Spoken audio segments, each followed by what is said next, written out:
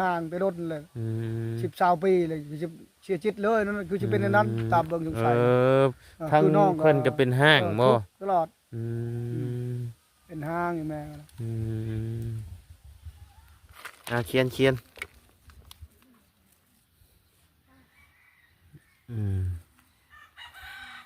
นาง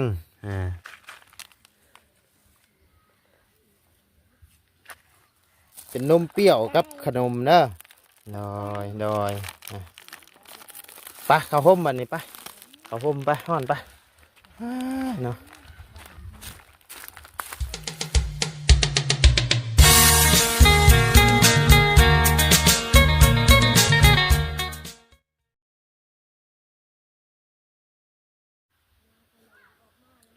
ทักทายกับสบายดีนะพ่อแม่พี่น้อง FC เบิร์ดสู่คนบ่ว่าสิอยู่ในและต่างประเทศก็ยินดีต้อนรับเข้าสู่ช่องบ่าวไร่พาลุยคือเก่าพี่น้องพบเจอกันเมื่อนี้ก็อยู่ทางบ้านสาวคำเพิ่นคือเก่าคือเริ่มพี่น้องเลยเดี๋ยวเข้าไปหาทางสาวคำแล้วก็สิถามไทยทางอ้ายเพิ่นนำก่อนพี่น้องเลยมาความเป็นมาจังใดเนาะพี่น้องเลยเดี๋ยวเข้าไปเบิ่งไปชมน้ำกันเลยเนาะพี่น้องไปพี่น้องเลย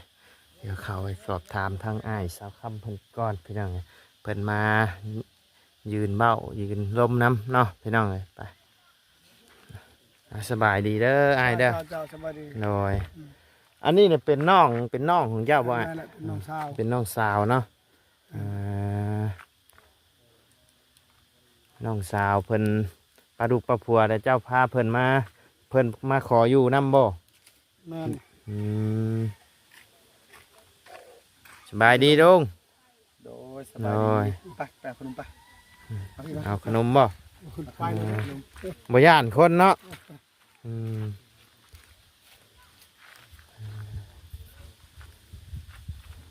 นี่เป็นคนอยู่ในบ้านนี่เลยเนาะแม่นบ้านเกิดเมืองนอนอยู่นี่บ้านเกิดเมืองนอนอยู่นี่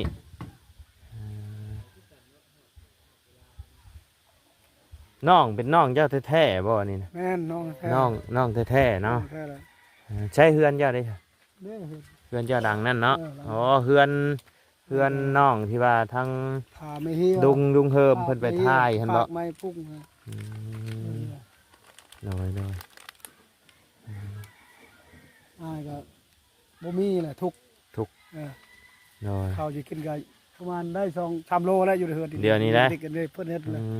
ขึ้นไปแล้ว2-3 โล2-3 โลเลยลูกเต้าจะคนบัดนี้ลูก6 คนแต่ยังเหลือ5 คนไปเอาผัวผู้นึงเอาอยู่บ้านอีกผู้นึงมีครอบมีครัวเบิดบ่ลูกยัง4 คนเป็นกับผัว2 คนเป็นกับผัวแล้วลูกชายลูกสาวมีลูกชายมีแต่ลูกสาวเบิดเลยโอ้มีแต่กำไรบ่ได้นี่เนาะกำไรล้วนๆเด้นี่เนาะมีแต่ลูกสาวเนาะได้กำไรได้จ้ะนี่โอ้ข้าว3 โลมาตอนแรกนี่ก็เบิดแล้วซะ3 โลวัน4 โลนี่แหละ5 โลถึงสุดเท่านั้นแหละ3 โล4 โลเนาะพอมื้อเช้าก็จะไปหาไม้พูดไว้ไปบนเขตให้อยู่บนชะแกงหมดแล้วอย่างเข้าประมาณ2 ชอบเข้าเปลือกไปหาคอบ่หรือว่าไปซื้อไปเอาเข้าตัวเองแล้วยัง2 ชอบโอ้ไปเอาเข้าเจ้าของแล้วบ่ทันมีแต่ซื้อเท่านั้นแหละซื้อบัดนี้เอาเงินลูกมาเฮ็ดงานนั้นใส่เงินนำลูกบัดนี้เนาะเงินลูกไปเฮ็ดงานก็ลูกได้รถจักรเอาเข้ามากันเนี่ยโดยลูกรถจักรไปยังกินเขาลูกอยากได้รถจักรบัดนี้ซื้อรถจักรให้ลูกตัดสินใจให้เพิ่นซะบ่จักได้กันจักรล้านรถจักรคันน่ะประมาณไปซื้ออยู่เวียดพุ่นทางชิ้นเพิ่งค่ารถค่าลาก็มง15 ล้านนี่แหละ15 ล้านหมดเลยทั้งเงินขายมันทั้งเงินลูกโคมใช้นำกันเพื่ออยากให้ลูกได้ลูกอยากได้เฮ็ดได้เสร็จติ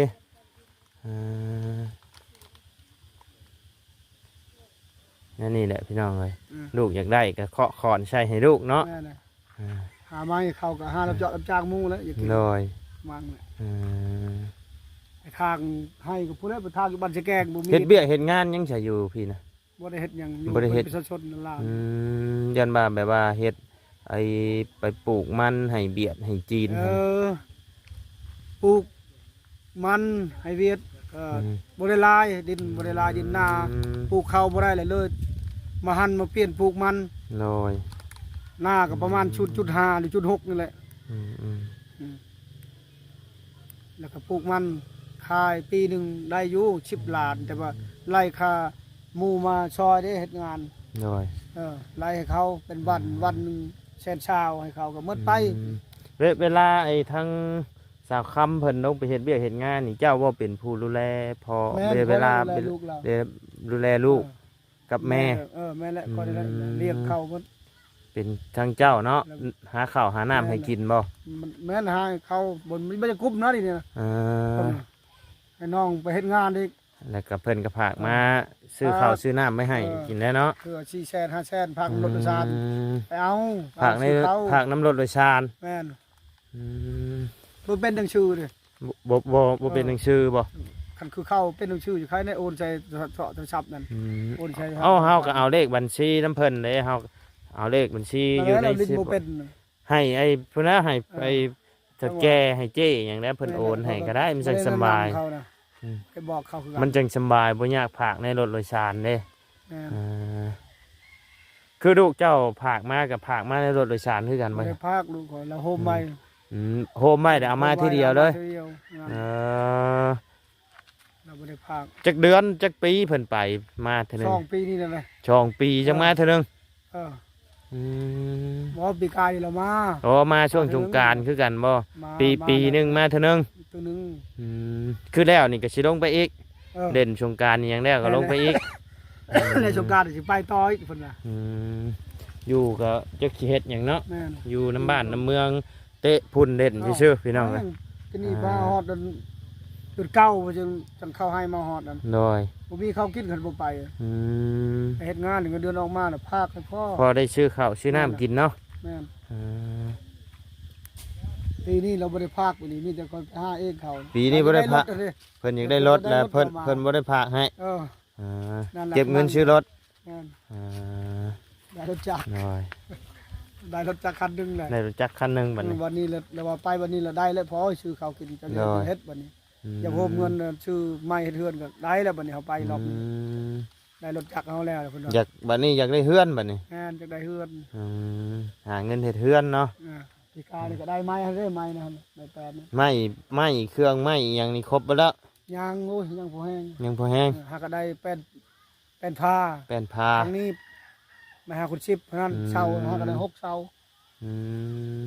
โอ้ไม้ก็แพงนี่นะ เฮ็ดเฮือนไม้บ่หรือเฮ็ดเฮือนก่อ เฮ็ดเฮือนไม้แล้ว อืม ไว้ดอกเฮ็ดก่อบ่มีเงิน น้อย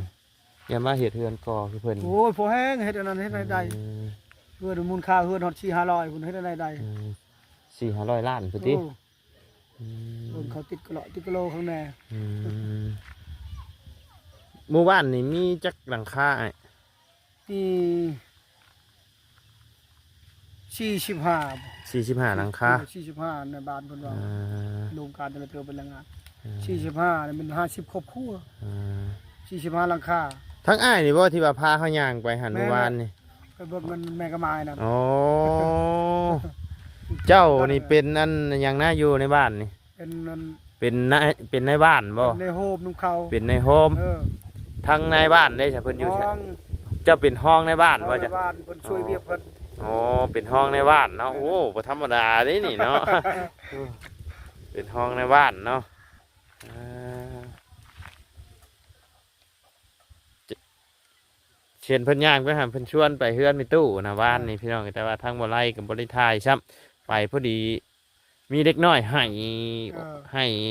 อยู่เพิ่นให้บ่เช้าจักเทื่อก็เลยบ่ได้ทายซ้ำวานนี่นะ มื้อเช้านี่ให้ทางบ่น้อยเชียงรายเอาข้าวไปให้เพิ่นอยู่พี่น้อง เออเพิ่นอยู่เฮือนเมื่อเช้านี่ อยู่ เออ แต่ว่าพาบ่น้อยเชียงรายไปซื่อๆมื้อเช้านี่ให้บ่น้อยเชียงรายเอาข้าวไปให้เพิ่น แม่กะมายเพิ่นก็พัวตายปะ อืม ชายผู้หนึง โดยอืม ก็บ่มีดินคือกันนั่นก็เลย บ่มี บ่มีดิน อยู่ดิน เชื้อชายทั้งแม่กันน่ะพี่น้องแต่ น้อย มันบ่ได้ติดปานใดบ่ ถามเพิ่นเมื่อคืนนี่บ้าเฮือนน่ะเพิ่นก็ขออยู่บ่ ขออยู่ อืม อยู่ชั่วคราวนั่นแหละ อยู่ ว่า ชั่วคราว คันมีเงินมีคำโฮมก็หาซื้อดินบนไม้อยู่ น้อย คือดินของชาวค้ำเพิ่นนี่ก็ทั้งอ้ายเป็นผู้แบ่งให้บ่ แม่นน่ะ อันคันสมมุติว่าเราหาเงินหาค้ำได้แต่เราสิปลูกเฮือนปลูกชานกับอันเป็นสิทธิ์ของเราเบิดเลยบ่ดินตอนนี้เอาให้เราเลย จะมอบให้เราแล้ว มอบให้เรา อืมเป็นสิทธิ์ของเราเลยบัดนี้ แม่น อ่า ให้เราเลย โดยเป็นชื่อของเราข้างในแล้วบ่เดี๋ยวนี้นะ บ่ได้เฮ็ดในชื่อ บ่ได้มีใบตาดินบ่ ดินบ้านเฮา บ่มีบ่ บ่มีมีแต่มอบให้น้อง มีแต่มอบชื่อๆเนาะ บ่มีเด้มีบนอยู่ คือที่อ้ายอยู่นี่ก็บ่ได้มีใบตาดินนี่หยังบ่บ่ได้มี อืมแดดบนได้เฮาจอกไว้เฮาปลูกเฮือนปลูกหยังเฮ็ดพูดเฮ็ดชวนเฮ็ดหยังก็เป็นของเฮา อืม คันว่าเฮาจอกซื่อๆบ่ได้เฮ็ดหยังแล้วมันเป็นดินรวม เป็นดินรวม เขาบ่ให้ ชั่วโมงนี้ก็ยังจองได้บ่ บ่ได้แล้วบ่มีดินแล้วชั่วโง บ่มีดินให้จองเนี่ยเนาะ บ่มีแหละนี่ อ่ บุ า ญลายได้ข่อยก็บ่คันบ่บ่มีซ้ำบ่มี โดย อยู่ซ้ำ ชวนไม่บิ๊กนี่ชวนเจ้าบ่นี่ แม่นของข่อยนี่แหละ อืมโอ้เนาะ ใหญ่เติบได้นี่ 800ต้น 800ต้นอืม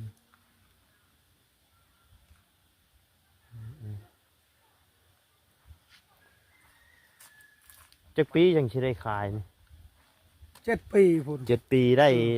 จักปีแล้วนี่นะ อันนี้5ก็6 ปีปีสิมานี่แหละเพิ่น ปี จีนเพิ่นสิมาตัด ปีสิมาจีนสิมาตัดเนาะโอ้ปลูกให้จีนบ่ ป นี่ ลูก นะ ให้จีนเฮาบ่มีทุนบ่มีหอน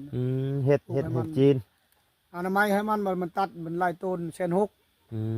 ม เบี้ยมันเอามาให้ปุ้ยมันเอามาให้ เสื้อลายเฮ็ดให้ เอาออก จีน ให้งาน เะออกให้งาน แม่นแหละ แสดงว่าเป็นของจีนใช่นี่ กอกจีน อืมเออเป็นของจีนเนาะ แม่น แต่ว่าเจ้าเป็นผู้ดูแล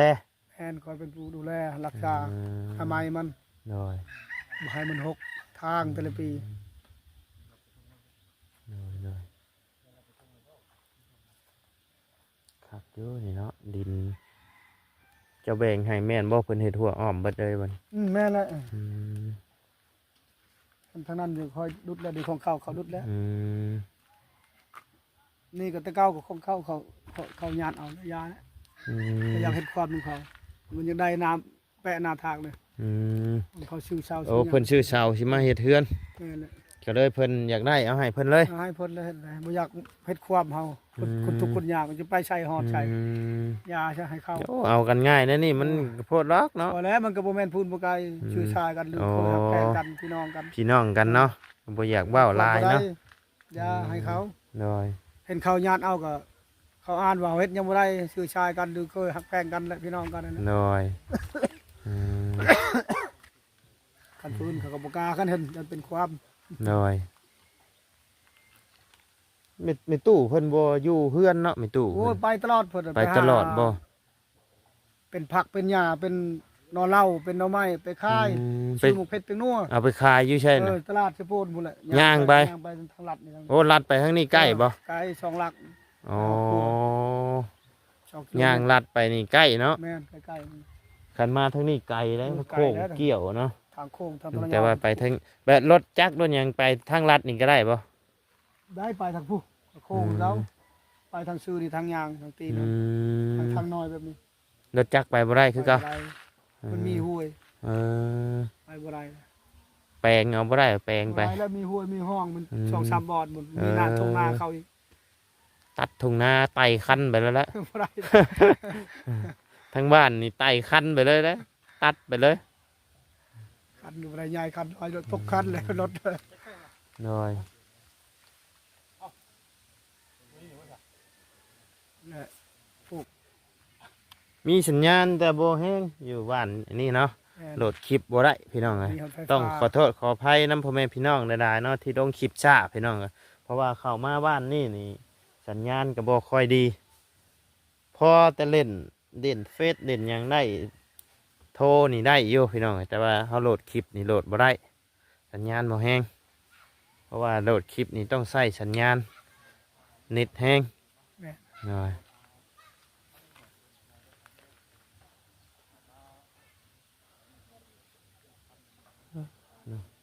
ลูกมันเลยเด้ไม่ตู้เพิ่นมา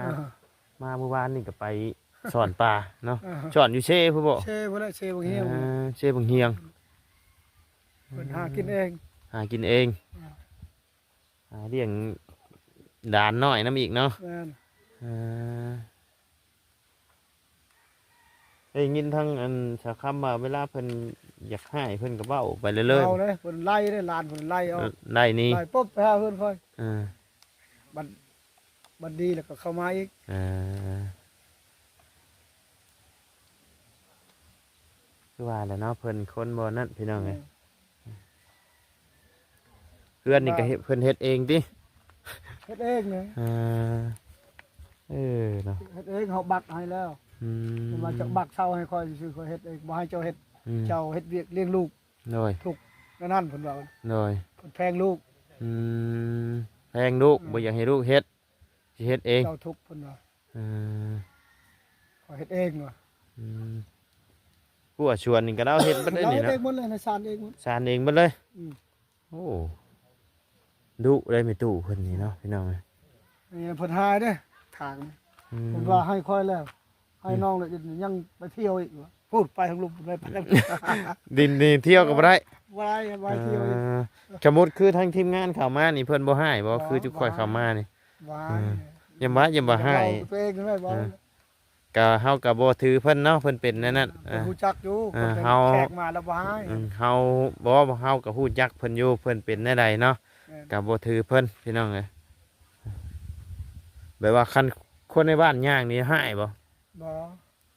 เฉพาะแต่เจ้านี่บ่ สิก่อน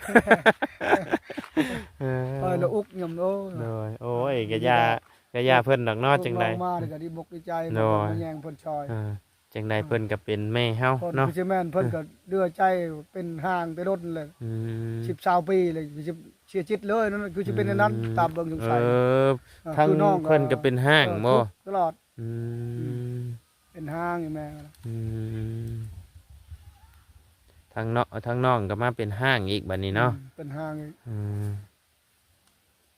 กุ้มใจและคิดลายบางเทื่อก็เป็นไปเรื่อยนะพี่น้องเอ้ย เลยเฮ็ดหยังก็บ่ได้ทุกข์คือเฮานี่เฮ็ดอันปะนี่เฮ็ดนี่ปะยังบ่ได้เลย อืม เบิ่งหมู่แล้วได้โตแล้วบ่ได้แล้ว โดย หมดกำลังใจเนาะเฮ็ดอยู่เฮ็ดก็บ่พอได้กลุ่มเช้ากลุ่มแรง โดยพอจะได้กินเนาะ พอได้ คือกันนั่นแหละไผกันเนาะพอแต่หากินก็พอได้ใส่ครอบใส่ครัวนี่แหละเนาะ แม่น บ่พอหังพอมีดอกพี่น้องเลยแต่ว่าเฮาเฮ็ด เฮ็ดบ่ยาบ่ทอยก็ได้อยู่พอได้ใช้เนาะ แม่น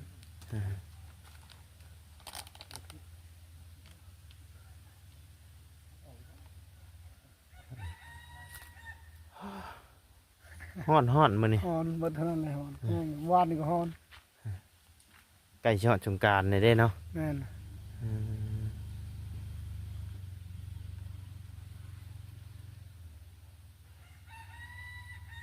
ชวน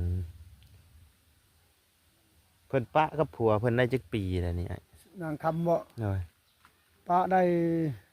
6-7 ปีเลยนะ 6-7 ปีแล้ว แต่ลูกเรายังน้อยลูกเรายังปีปลายนะ อืม อีก2 ปีป้าชม เดี๋ยวนี้ ซ้ำนั้นแหละ ลูกเพิ่นจักปีแล้ว 7 ปีนี่แหละ 7 ปีนี่แล้ว สิเข้าหมดปี2025 8 ปีแล้วว่า อืม ลืมเบิ่งในบัญชีชุมโน คือชัมโมนูนี่ยังเข่าอยู่น้ำเจ้าบ่ เคยเอาเข้าค่อยเลย จะเอาเข่ามันจะเลยเพราะว่าเพิ่นกันยังบ่ได้อยู่แบบเป็นนักเป็นแดงเนาะ อ่า อืม แต่เข้าชุมโนซื้อแต่เราอยู่ที่เราหากินเท่าเราเอง เราเฮ็ดเองเขานะ โดย กับแม่แหละกับหลานน่ะ อืม บางคำบางข้าวค่อยก็บ่กลุ่มเลยบางคำก็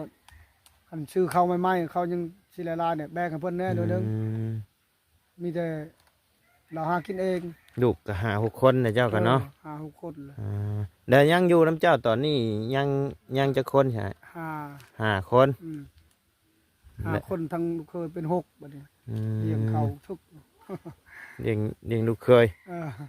ลูกเคยบ่ได้ไปเฮ็ดเวียกเฮ็ดงานบ่ใช่ ไม่ได้ไปใส่ลูกเคยกับพ่ออยู่พ่อก็หมดแม่ก็หมด คำผ้าคำพลอย เออ คนในบ้านนี่บ่ ผู้คนที่บ้านห้วยฮอกคุณ คนบ้านห้วยฮอก มาชูขมั่ง มาชู เออนั่นแหละเฮือนเฮ็ดให้แม่อยู่ให้เราอยู่ซะ อันนี้บ่เฮือนเจ้าให้เพิ่นอยู่ดังนี้เพิ่นบ่ได้อยู่นํกันเรียบเจ้าบ่ บ่ให้อยู่กัน อืม อยู่พายุมันเลย แยกอยู่เนาะผู้ใดเพิ่นคันมีครอบมีครัวได้ให้ออกต่างได้บ่ ออกกลางให้ห้า อ่า ทำมันบ่ทันก็คาดก็แบงกัน อ่า เลี้ยงทันก็หาเองบ่กุ้มกันก็ได้ โดย เลี้ยงบ่ได้ เลี้ยงบ่ได้เนาะ เออ อืม จักสิเฮ็ดวิชาการใดๆ โดย เฮ็ดงานอย่างใด อ่า ย่อมือกัน อันนี้กระดูกชาวบ่นี่ ลูกสาวลอยเลย สบายดีล่ะเบาเก่งอยู่ได้ลุกนั่งดูลุกนั่งดูลุกยืนบ่แม่นลุกนั่งเนาะ เจ้าชื่อว่าจังไดล่ะตูดี ดูดี ดูดีชื่อดูดีบ่เออ ยังเฮ็ดคือสิให้แฮะ ทางระบ่าวมานี่ย่านบ่บ่ย่านเจ้าบ่ย่านก็อย่าเด้ออืม ใช้เขียวไปใช้บ่ล่ะใช้ 7 ปีเลย 7 ปี 7 ปี8 ปีแค่จักรอด7 ปี เขียวออกบ่ล่ะ 8 ปี ยิ้มดู ยิ้มกระจัก ยิ้มดู กระจักก็เลือกเปล่า ใช้เบิ่งหายิ้มว้าย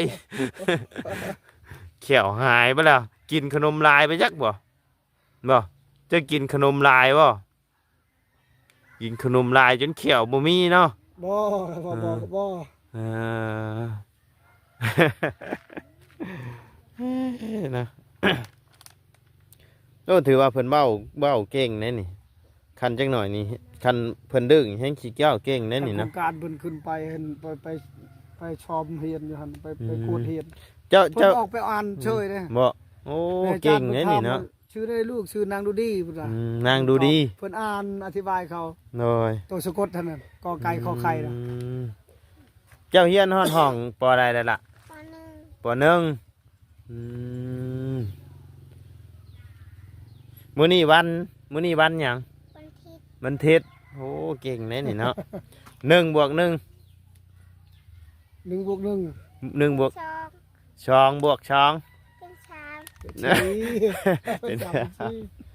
2เป็น4 1เป็น1เป็น2ตอบบ่ถูกเลย ตอบบ่ถูกด้านน่ะเฮียนนี่ เนาะเจ้าจะไปเฮียนแต่ละมื้อเจ้าได้เงินไปจักพันล่ะ ตัวบ่ได้ หมูมี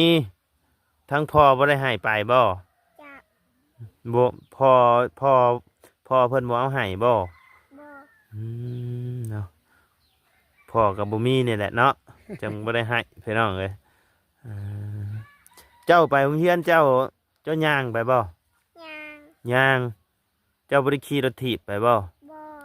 เจ้ามีรถถีบบ่เจ้าขี่เป็นนะบ่ขี่บ่เป็น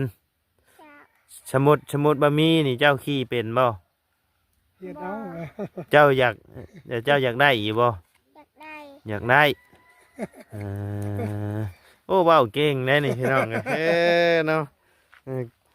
ทางนางน้อยเพิ่น เอ้ยนั่นน่ะลืมปีนึงอ่ะ น้อย ปีสิมานี่8 ปีปีจังหวัดชา อันนี้จักปี 7 ปี เออ แต่เพิ่นเว้าเก่งนะพี่น้องมัดดีๆเด้อผมจะเด้ออืมเว้าก็ม่วนได้พี่น้องเว้ยหนีบไม้ให้นะเอ้ยหนีบไม้อืมเว้าเก่งนะพี่น้องเรียนอยู่ป .1 ดิเนาะ1ได้1 บวก 1เป็น2พุ่นน่ะคัน2 บวก 2เป็น3เนาะ ได้อยู่พี่น้องเจ้าเขียนชื่อเจ้าได้หรือบ่ได้แล้วต้องเขียนให้ดาบ่าวเบิ่งดูฮะเขียนใส่ดินเขียนใส่ดินนี่เขียน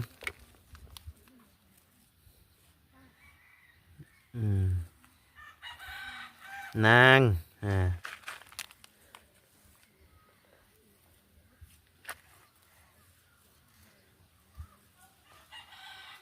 โอ้เก่งไหนนี่เนาะ นางดูดีห้องป .1 นี่เขียนได้เขียนออกเขียนได้โอ้เก่งนะพี่น้องเลยจะเขียนชื่อพ่อจะได้บ่เป็นแต่ชื่อเจ้าเขียนชื่อระบ้าวได้บ่เขียนดูไรบ่เป็นเขียนได้แต่ชื่อเจ้าของเนาะเก่งแล้วจะเฮียนเก่งเด้อ ใหญ่มาจังเป็นเจ้าเป็นนายหาเงินส่งให้พ่อใช้บาทนี่อันนี้เป็นลูกคนชุดท้องอย่าเลยบ่ไอ้ ลูกลอย ลูกลอย ยังเลยยังคิดสิเอาอีกอยู่บ่ ยาแล้ว ยาแล้ว เออ เลี้ยงบ่กุ้มเลยยา เลี้ยงบ่กุ้มแล้วเนาะ เบิ่งเพิ่นไปโรงเรียนบ่ได้มีเงิน หน่อย ลูกหลานบ้านเขาลูกเขาหลานเขาได้เงินได้ข้าวไปซื้อขนมบ่มีแต่โอลมส่งเสริมชุกยูให้อด เก่งนะพี่น้อง เรียนเก่งเลยมีหูสมองเลยมีหูคิดปัญญาเลย หน่อย มันมาเองนั่นเงินนั่น เพื่อนกล้าแสลงออกน้ำอีกพี่น้องเว้าน้ำกับเว้า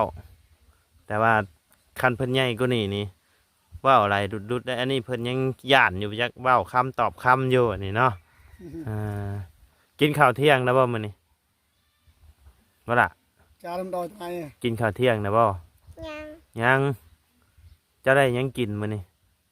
ไข่ ไข่กินข้าวกับไข่เนาะเบาเก่งอยู่พี่น้องเลยเขียนอยู่ห้องป .1 เขียนอะไรก็ได้บวกเลขก็ได้เลยห้องเฮียนอยู่ในหม่องนี่นี่บ่ไอ้ที่เพิ่นไปเฮียนนะโอ้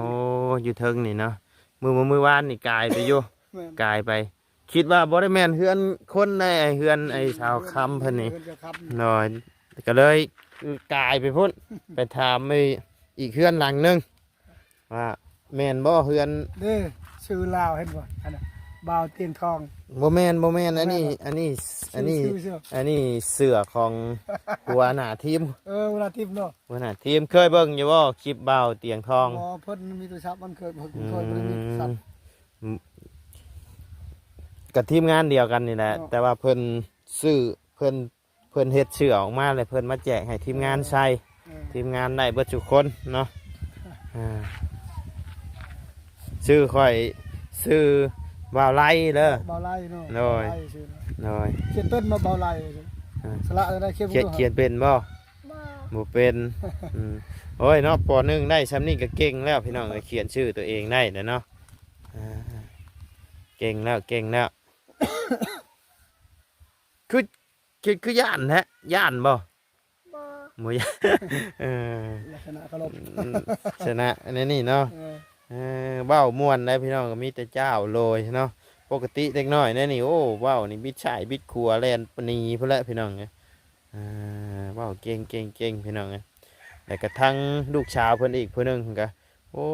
มาได้ญาติงามดีพี่น้องเลยเห็นทางบ่บุญเพิ่นถ่ายเมื่อคืนนี่กับจักน้องอย่างแหละยังบ่ได้ฮู้จักชื่อเพิ่นอยู่เนาะ วงนะ กับลูกผู้หนึงกับลูกชาวเจ้าบ่ บ่แม่นลาด หลานบ่อันผู้สิไปเฮียนรถกินนี่นะ บ่นั่นลูก ลูกและอันผู้หนึงน่ะหลาน นึงลาด เข้าไปพังบ่บุญเพิ่นเข้าไปถ่ายโอ้มารยาทดีพี่น้องไอ้เว้านำนะเนาะเห็นนี่ก็สบายดีเนาะผู้ใหญ่เพิ่นมักได้น่ะไอ้ดีได้เพิ่นเห็นในคอมเมนต์มานี่โอ้เพิ่นย่องหลายมารยาทดีเป็นแบบว่าคนในชนเผ่าอยู่แต่ว่าเพิ่นฮู้เว้าจาสะสางดี เพิ่นก็เรียน โดย ศึกษาก็มีแต่ประถม เพิ่นเฮียนฮอดมอได้นะ บ่ทันฮอดมอฮอดประถม ฮอดประถม เรียนจบเรียนบาทนี่แหละ ม สิชุกอยู่อย่าให้ไปเรียนต่ออยู่ชนเผ่าหั่นเพิ่น เนาะ บ่ไป บ่ไป จะเฮ็ดงาน อยากไปเฮ็ดงาน ไปเรียนบ่เท่าบ่มีจักกีบ อืม ทุกข์เพิ่นว่า เนาะ เอาจะไปเฮ็ดงานบ่ เออ สิพากเงินให้คนจะทายแล้วปีนึงได้พากเงิน เนาะ ปีที่สองอยู่โฮมจะได้รถอีก โดย เฮาบ่มีเขาวกินจะได้รถได้ไร อ่า บ่มีกระยาเลยเพิ่นว่าอายเขาแล้วจะได้รถเลย โดย ไปซื้อชารถเวียดรถมือสอง โดย โยผู้ชาวเนาะพี่น้องเอ้ยก็อยากมีรถขี่ไปน้ำหมู่น้ำคูเนาะหาเงินทั้งทีก็อยากได้นั่นแหละเป็นย่านนะ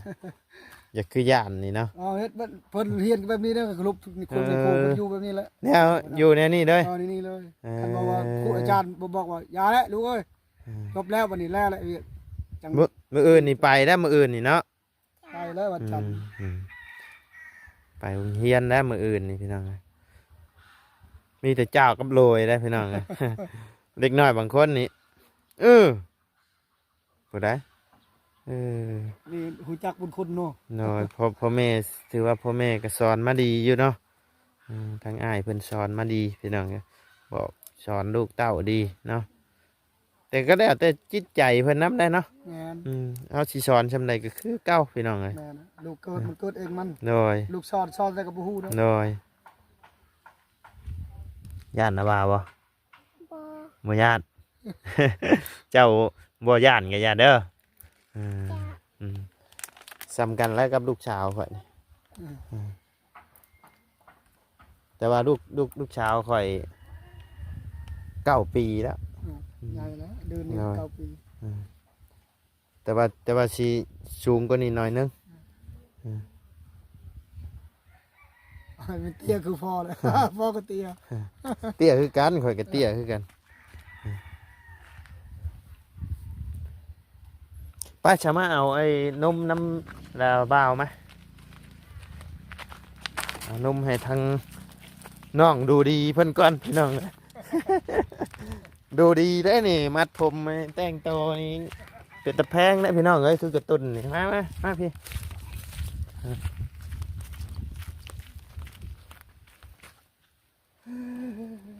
ใจละบัดน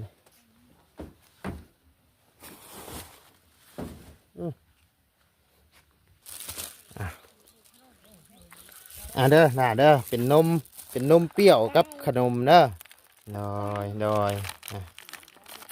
ไปเข้าห่มบัดนี้ไปเข้าห่มไปห้อนไปเนาะ